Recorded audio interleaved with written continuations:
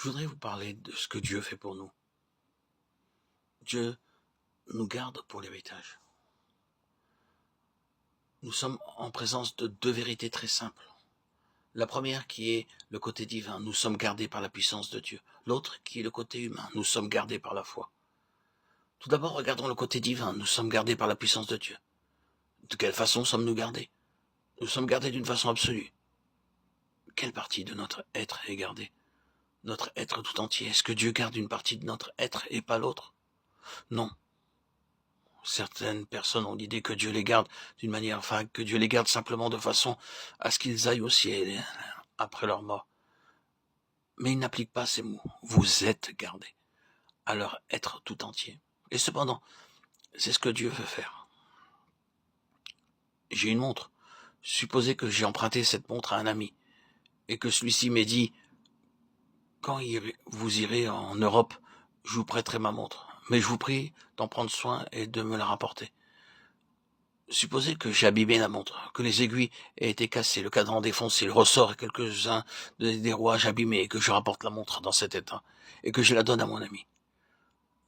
Celui-ci me dirait certainement « Mais je vous ai prêté cette montre à condition que vous la gardiez. » Mais je l'ai gardée, la voilà. Mais je désirais que vous en preniez soin, et non pas que vous la gardiez de telle sorte que vous me rapportiez seulement le boîtier ou les débris de la montre. Je comptais que vous prendriez soin de toutes les parties de la montre.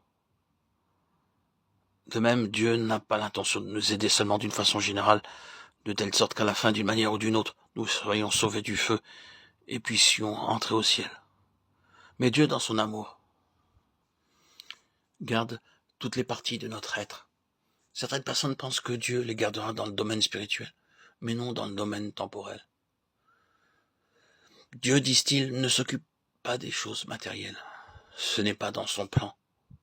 Dieu vous envoie travailler dans le monde, mais il ne nous dit pas « je vous laisse aller gagner votre vie et subvenir vous-même à vos besoins ».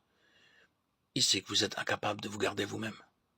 Mais Dieu dit « Mon enfant, quel que soit le travail que tu as à faire, quelle que soit l'affaire dans laquelle tu es engagé, quelles que soient les dépenses que tu aies à faire, je prends toutes ces choses sous ma garde. » Dieu ne s'occupe pas seulement des choses spirituelles, il s'occupe aussi des choses temporelles.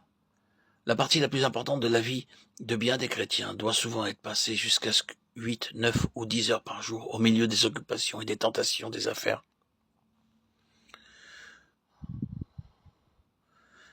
Mais Dieu vous gardera là aussi, il vous gardera en toutes choses.